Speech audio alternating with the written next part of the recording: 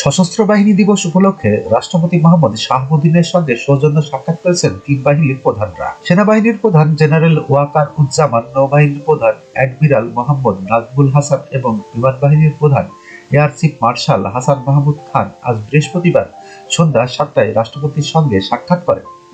রাষ্ট্রপতির প্রেস সচিব মোহাম্মদ জয়নাল আবেদিন বাসসকে জানান, সশস্ত্র বাহিনী বিভাগের সর্ব অধিনায়ক রাষ্ট্রপতিকে তাদের নিজ নিজ বাহিনীর বিভিন্ন কার্যক্রম সম্পর্কে অবহিত করেন। রাষ্ট্রপতি মোহাম্মদ শাহাবুদ্দিন দিবসটি উপলক্ষে সশস্ত্র বাহিনীর সব সদস্য ও তাদের পরিবারকে শুভেচ্ছা ও অভিনন্দন জানান।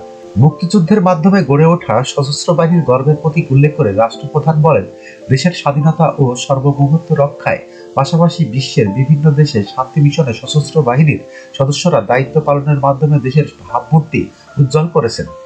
রাষ্ট্রপতি শাহাবুদ্দিন বৈষম্য বিরোধী ছাত্র আন্দোলন পরবর্তী দেশের আইন শৃঙ্খলা রক্ষা এবং শান্তি প্রতিষ্ঠায় সশস্ত্র বাহিনীর সদস্যদের ভূমিকার প্রশংসা করেন। তিনি আশা করেন, সশস্ত্র বাহিনীর সদস্যরা পেশাগত দক্ষতা বৃদ্ধির মাধ্যমে ভবিষ্যতেও দেশের উন্নয়নে আরও অবদান রাখতে সক্ষম হবে। এ সময় বঙ্গভবনের সংশ্লিষ্ট সচিবরা উপস্থিত ছিলেন। যখনকার খবর তখনই দেখতে চোখ রাখুন সুন 24 টিভিতে। চ্যানেলটি সাবস্ক্রাইব করুন।